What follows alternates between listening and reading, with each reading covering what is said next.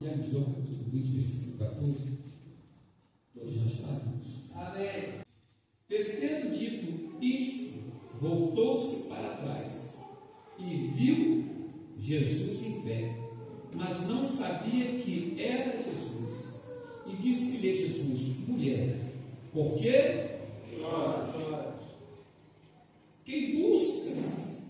E ela, cuidando que era o hortelã, disse-lhe: Senhor, se tu o levaste, dizei-me onde o pusestes, e eu o levarei. A natureza de Jesus, o homem, filho de Maria,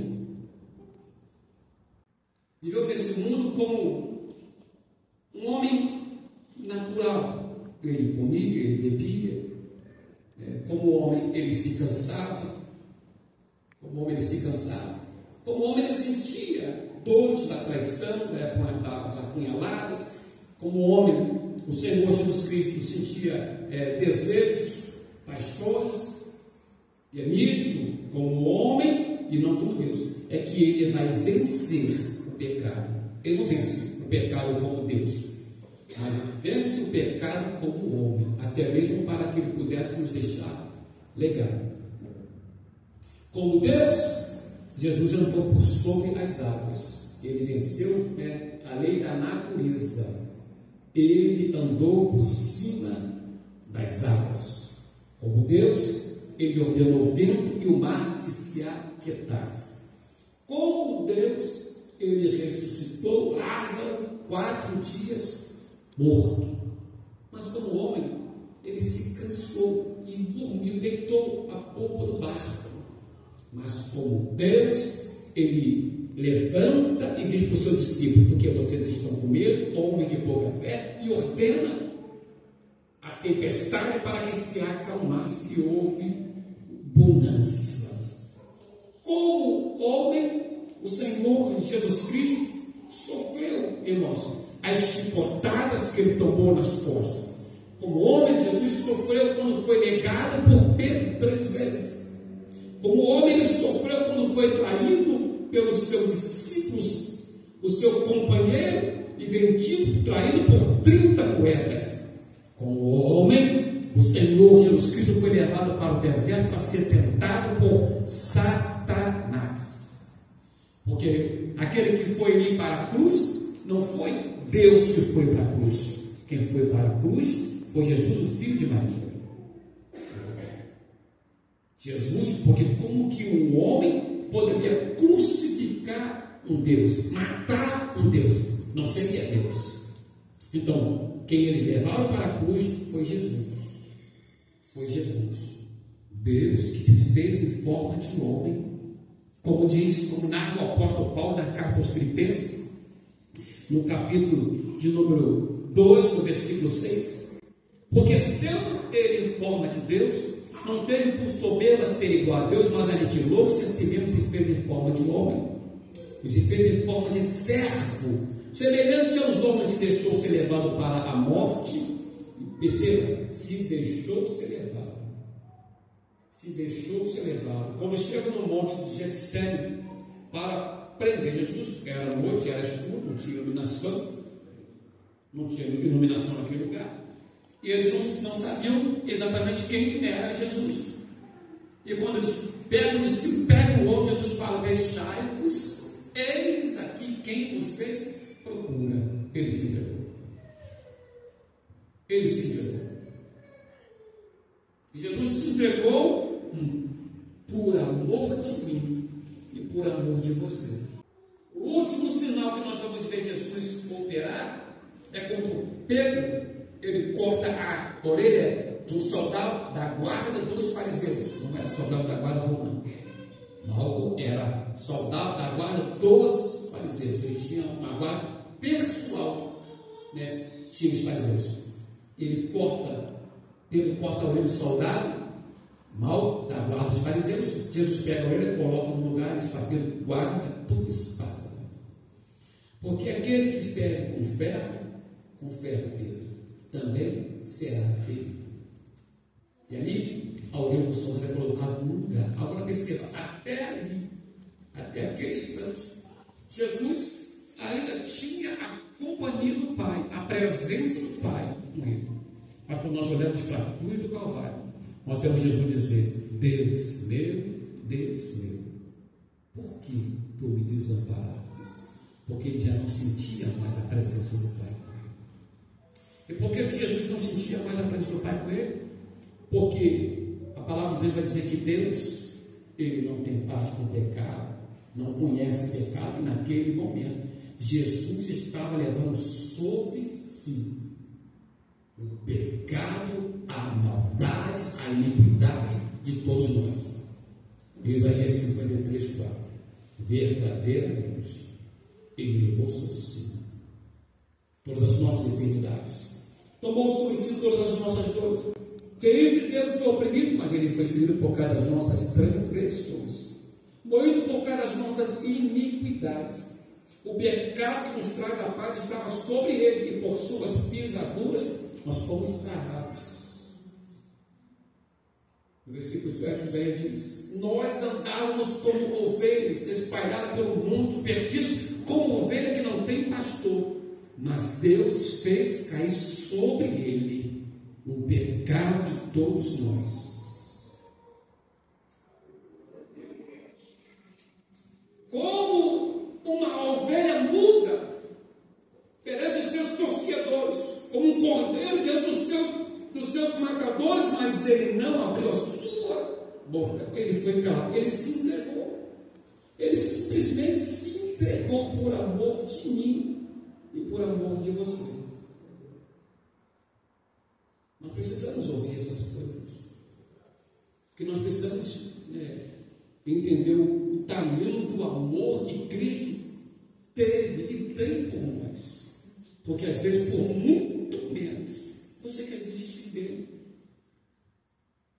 por coisas tão significantes você quer parar.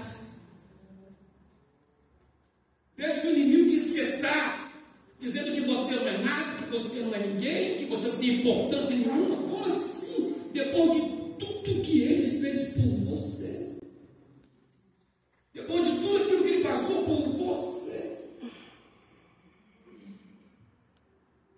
ele negou ser igual a Deus. E você não quer negar o pecado por amor a ele? Ele negou, porque sendo ele Deus, não teve por usurpação ser igual a Deus, mas aniquilou-se a si mesmo e se fez em forma de servo, semelhante aos homens, e se deixou ser levado para a morte, e morte de cruz. Ele vai dizer assim, se alguém quiser vir após mim, então negue-se a si mesmo, porque ele negou a sua natureza divina e se fez em forma de homem, por amor de mim, por amor de você. Aí você quer seguir ele, mas não quer negar nada. Você quer seguir ele, mas não quer largar o pecado que você está vivendo. Se eu perguntar aqui, eu não vou perguntar: quem ama Jesus? Eu não vou levantar a mão, mas ele ama. Os irmãos sabem bem que eu tenho essa mania de dizer que não tem como você apenas dizer que ama só com palavras, porque dizer com palavras que ama é fácil. O próprio Cristo vai dizer: vós me honra com os teus lábios, mas os vossos corações estáis longe de mim. Dizer: eu amo Jesus.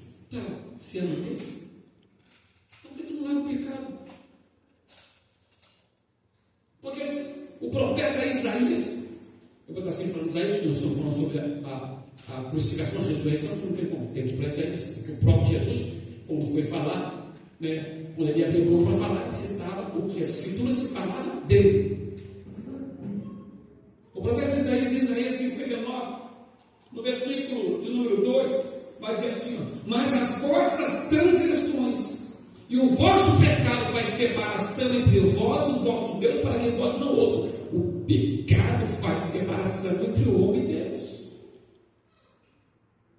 Não é Deus que se separa do homem, mas o pecado que o homem não quer abrir mão, não quer largar, é que está separando ele de Deus. Alguém diz assim: eu amo Cristo. E você pode dizer assim, né, para a tua esposa: eu amo minha esposa. O camarada diz assim, vou dizer a você, um camarada diz: eu amo minha mulher, eu amo minha esposa. Mas o camarada, ele bate na mulher, ele trai a mulher, ele não é protetor na vida dela, mas ele diz que ama. Ele só a aborrece, mas quando chega perto dela: filha, eu te amo. De repente ele terminou de dar um tapa, um soco: ah, filho, desculpa, eu te amo. Aí eu pergunto a você: ele ama? Meu Deus, teve uma mulher, teve duas. Ele ama? Teve três. Ele ama? Palavras, irmão, se perde no ar. A confirmação do sentimento não são palavras. De repente o camarada tem dificuldade para falar.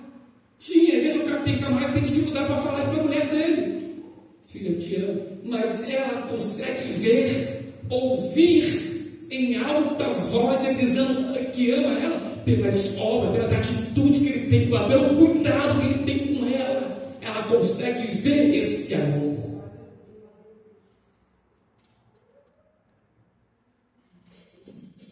Porque nós não vamos ver Jesus dizendo, a não ser para lá na frente, para a igreja de Filadélfia, Jesus dizendo isso: que eu te amo, eu te amo.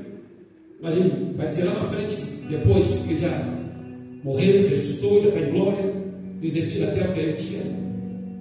Mas então nós vamos ver Jesus fazer esse tipo de declaração, mas as obras dele na cruz é a maior declaração de amor de todos os tempos. Quando ele voltar para livrar Israel na batalha do Armagedon, ele vai vir pelos montes, como narra Salomão. É ele ali que vem pulando pelos montes, soltando pelos outeiros. Ele vem para livrar Israel na guerra do Armagedon. Já está sendo preparado para isso, irmãos.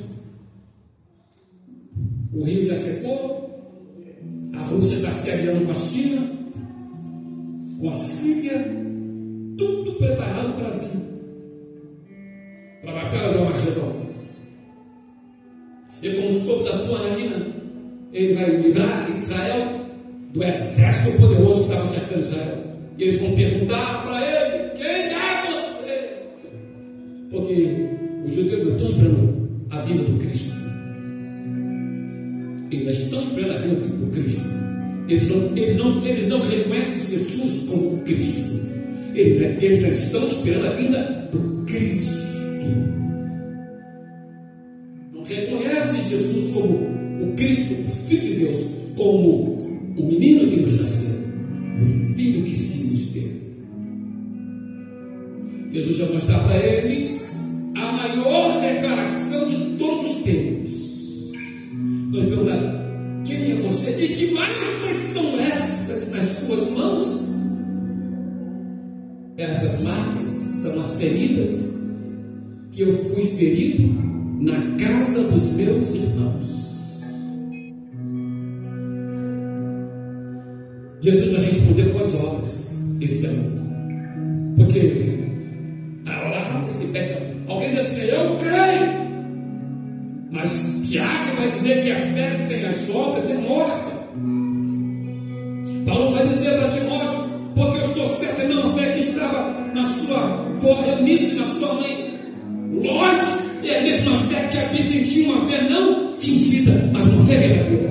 Ou seja, uma fé com obras. Porque o que testifica que você tem obra não são suas palavras, eu creio, não, são tuas obras. São tuas obras. Porque você não fica só em palavras, você é como aquela mulher do fluxo de sangue.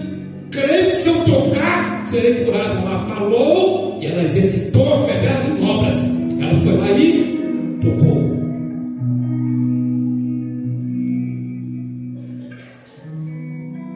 Jesus vai dizer no Evangelho de João, esse que nós estamos vendo no capítulo número 14, versículo 21. Para você que pode dizer, eu amo Jesus, pastor, quem o senhor acredita no amo? Ele diz, aquele que tem, não que diz, não que fala. Como eu falei, ele mesmo disse, pode me honra com os seus lábios, mas vosso coração está longe de mim. Ele diz, aquele que tem os meus mandamentos e os guarda. Guardar para Deus é praticar.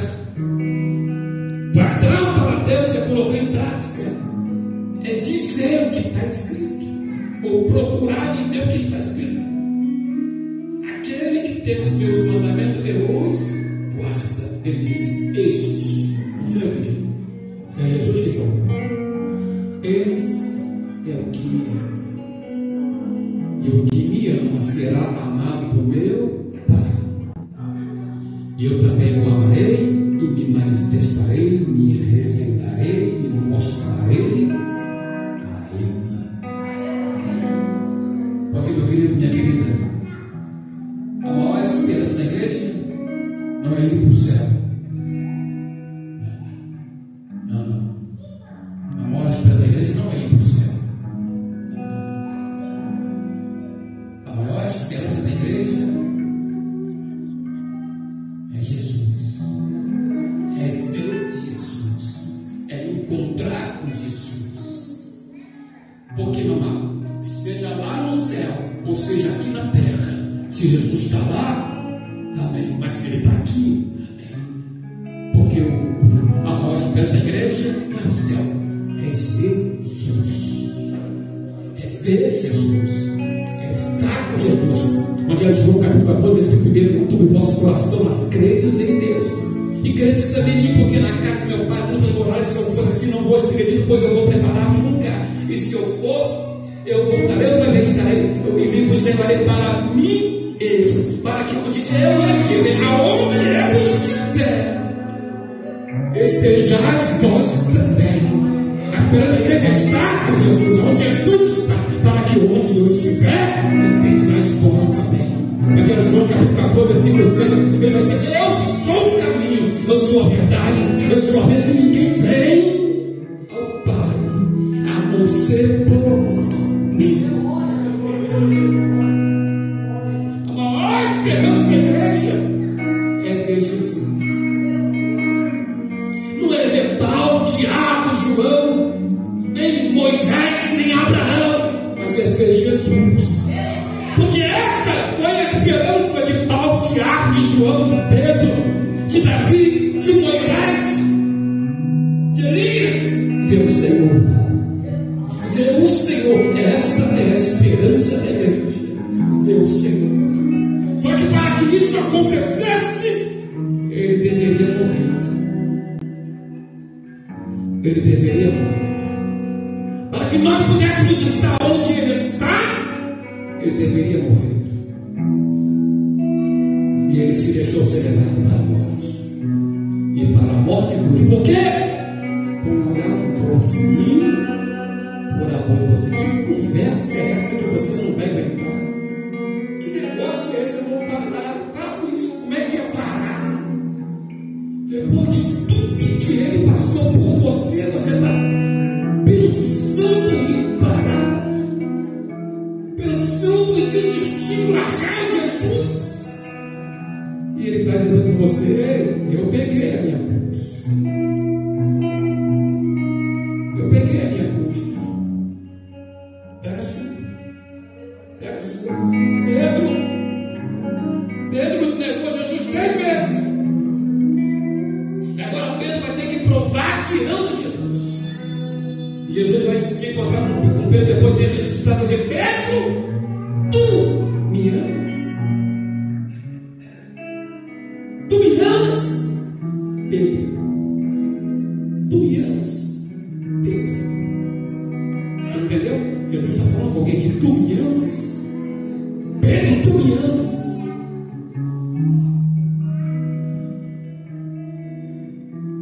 Porque a prova que você ama Jesus é que você vai prosseguir na obediência, na prática da palavra dele. E se você porventura ama Jesus, está fora da palavra, prova que você ama é que você vai se encontrar nela. Porque quem tem meus mandamentos e guarda, ele diz, este, não é quem diz, mas quem guarda, quem pratica, é o que me ama. Jesus disse, Pedro, tu me amas. Jesus está perguntando para alguém aqui nesta noite, tu me amas? Jesus diz para ele, ama-me mais do que estes. Você ama Jesus mais do que o seu pecado, porque se você ama mais o pecado que a Cristo, você não ama Jesus.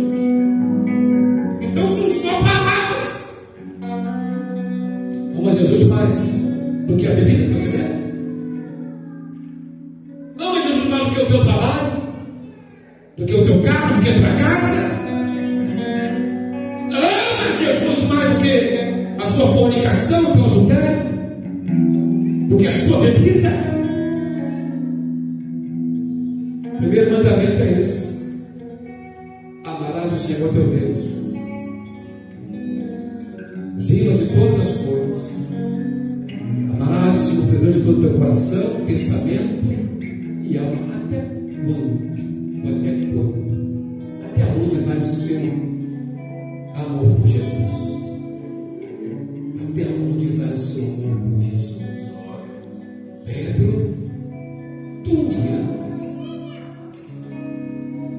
Porque somente quem foi muito amado é que muito ama Jesus. Quem muito foi perdoado é que muito perdoa também.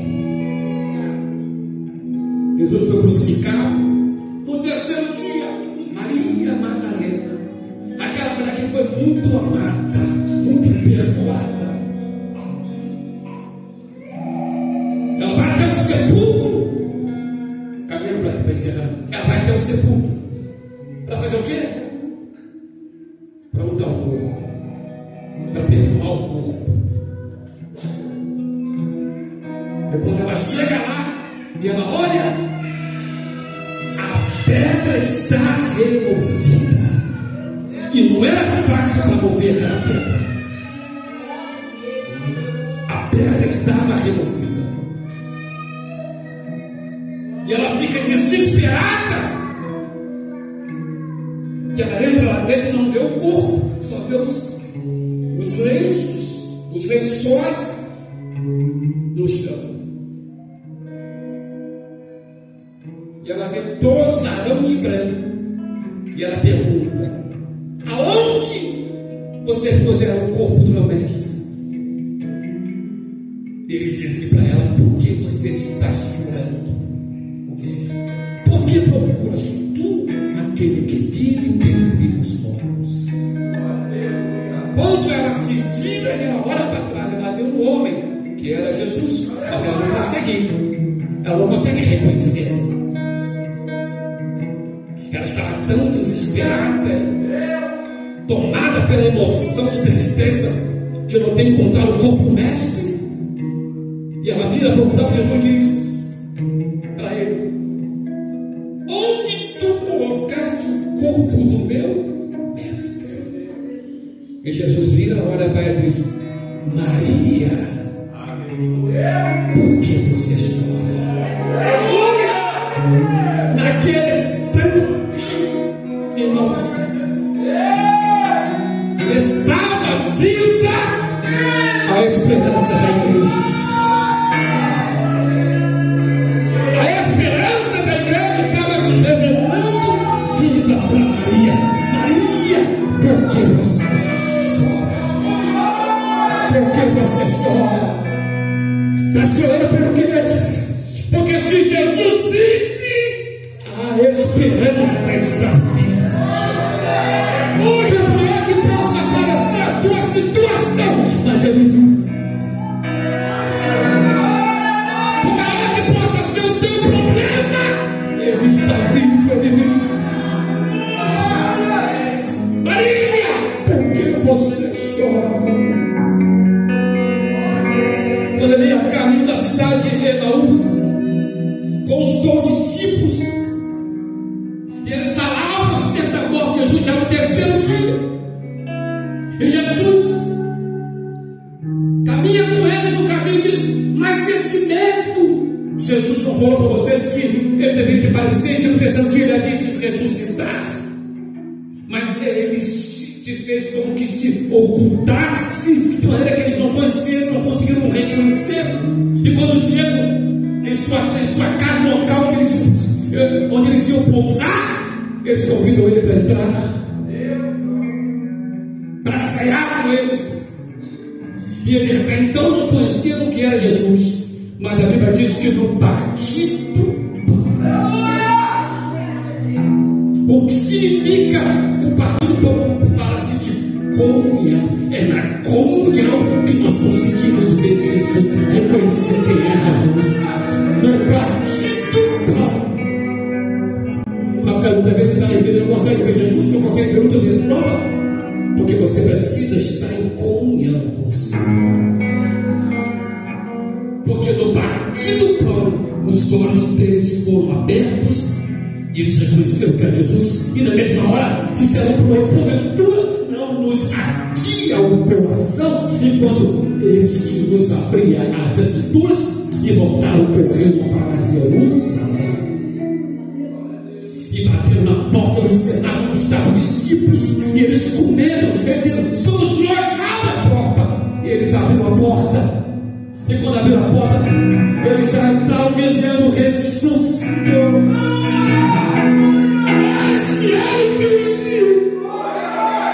Ele ressuscitou, e nós o vimos quando ele estava a caminho da cidade de Emaús.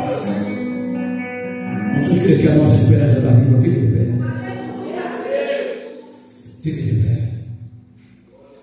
A nossa esperança, ela está viva, ela ressuscitou. Ele vive. E se ele vive, ele reina. Ele reina. E se ele reina, o controle de tudo na minha, na sua, na nossa vida, está nas mãos